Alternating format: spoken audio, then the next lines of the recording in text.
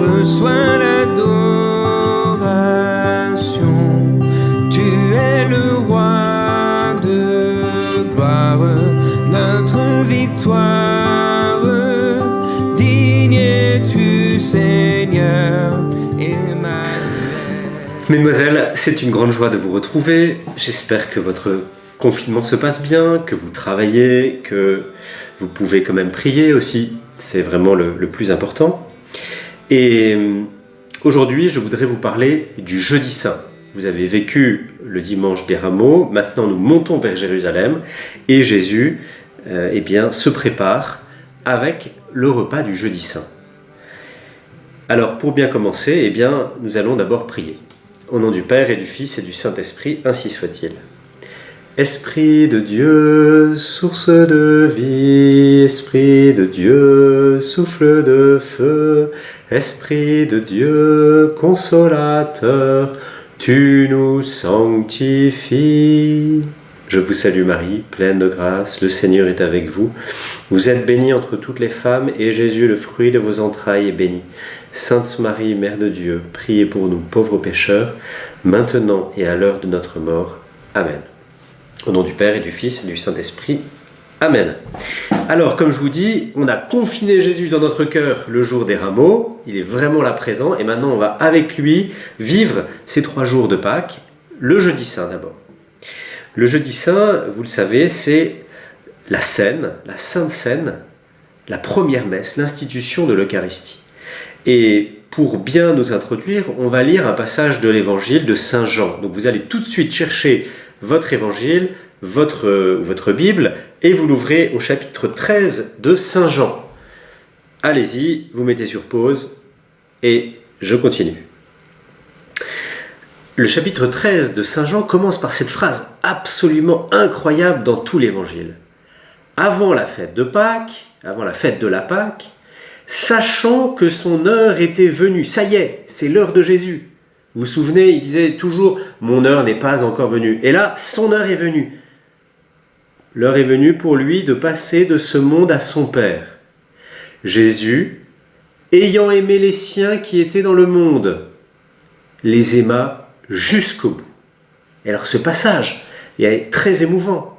Parce que, voyez-vous, Saint Jean nous dit que Jésus n'a pas aimé un peu, à moitié, de temps en temps, beaucoup, ni même passionnément, il les aima jusqu'au bout. Et de qui il parle? Il parle de toi, il parle de moi, il parle de nous.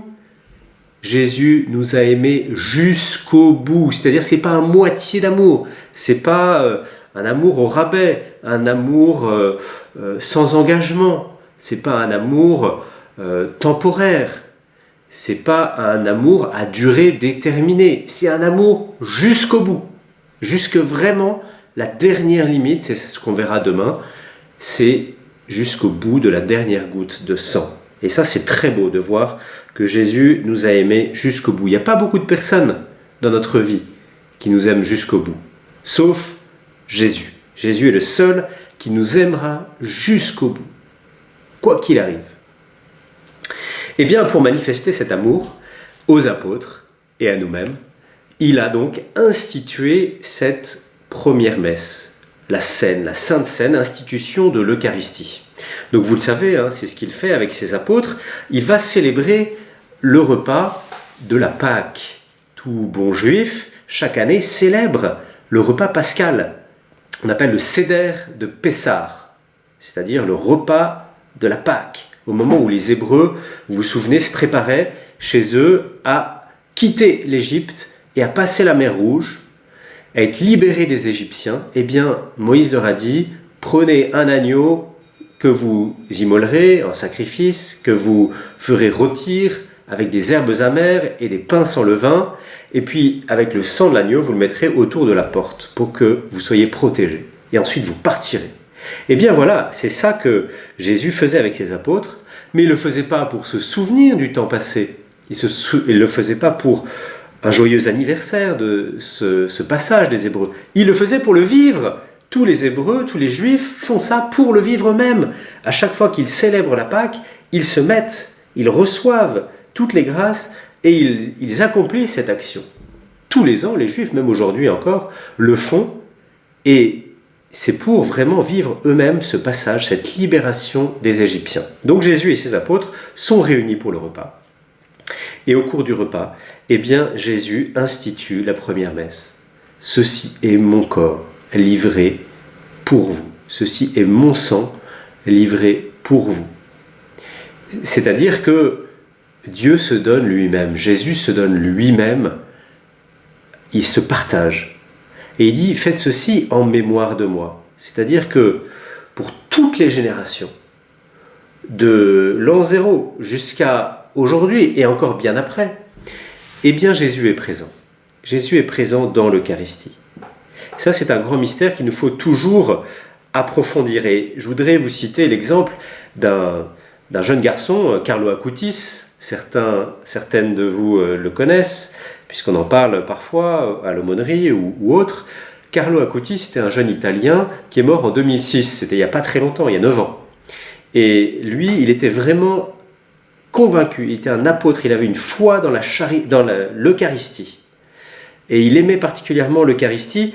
Depuis sa première communion jusqu'à sa mort, il n'a jamais manqué une seule messe chaque jour. Et l'adoration aussi du Saint-Sacrement. Alors souvent, nous, c'est un peu difficile, hein, quand il faut se motiver pour aller à la messe, c'est vrai. Ben lui, c'était vraiment un grand désir, tous les jours. Il disait, être toujours uni à Jésus, tel est le but de ma vie. L'Eucharistie est mon autoroute pour le ciel. Souvenez-vous bien de ça. À chaque fois que vous communiez, vous prenez l'autoroute pour le ciel. Alors vous allez me dire, c'est vrai, en ce moment, on ne peut pas communier. Ah, alors oui, effectivement, on ne communie plus dans les églises, c'est vrai. Bon, sauf vraiment le cas où, dans certains cas, on peut venir quand même à la sacristie pour recevoir la communion, pour ceux qui peuvent se déplacer. Mais on peut remplacer cela, l'Église nous donne le moyen de remplacer cela par la communion spirituelle, c'est-à-dire une union à Jésus très forte dans notre cœur, en priant et en lui demandant les mêmes grâces, parce qu'on est privé pour l'instant de la communion. Mais en tout cas, Carlo Acutis disait qu'à chaque fois qu'on communiait à l'hostie ou bien spirituellement, eh bien c'est l'autoroute vers le ciel. Voilà, c'est ce qui nous entraîne. Et Carlo Acutis disait que plus nous recevons l'Eucharistie, plus nous devenons comme Jésus. Déjà sur cette terre, nous jouissons du paradis. Il disait que plus on communie, plus on est au paradis. Dès maintenant, pas plus tard. C'est vraiment maintenant, et c'est vrai. À chaque fois qu'on va à la messe, à chaque fois qu'on communie, c'est le paradis qui vient en nous, finalement. C'est comme une porte ouverte du ciel qui vient sur la terre et qui vient dans notre cœur. Alors, ayez toujours un grand amour de l'Eucharistie. Et puis, vous savez, Saint Jean ne raconte pas le passage de l'institution de l'Eucharistie, le moment de la scène, mais il raconte un événement que vous connaissez, c'est le lavement des pieds. Pour lui, il y a un lien très fort entre Jésus dans l'Eucharistie et le service, se mettre au service des autres. C'est ça. Lui qui est Dieu, qui est le maître de tout, il enlève, le texte dit, il enlève son vêtement. Je vous reprends, c'est toujours au chapitre 13. Et voilà ce qui est dit au verset 3. Jésus, sachant que le Père a tout remis entre ses mains et qu'il est sorti de Dieu et qu'il va vers Dieu, se lève de table. Il dépose son vêtement et prend un linge qu'il se noue à la ceinture. Puis il verse de l'eau dans un bassin et il lave les pieds à ses disciples. Voilà, c'est très beau, c'est le Maître, le Seigneur, qui se met à notre service. Et ça, eh bien, vous pourrez reconnaître les saints et les saintes dans notre monde, c'est ceux qui se mettent au service des autres. Je pense à Mère Teresa, qui s'est mise au service des plus pauvres. Je pense à Saint Louis de Gonzague, qui s'est mis au service des malades, à Saint Vincent de Paul, et à tant d'autres qui ont compris que régner, c'est servir. Pour régner, il faut servir. Voilà. Alors, mesdemoiselles, vous deviendrez des reines si vous communiez souvent et si vous vous mettez au service des autres. Il faut aussi se laisser laver les pieds par Jésus. Saint Pierre, vous vous souvenez, n'accepte pas. Il refuse de se faire laver les pieds. Il dit « Non, mais Seigneur, c'est pas toi qui vas me laver. » Et Jésus lui dit « Si, il faut que je te lave. les pieds. Sinon tu n'auras pas part au royaume des cieux.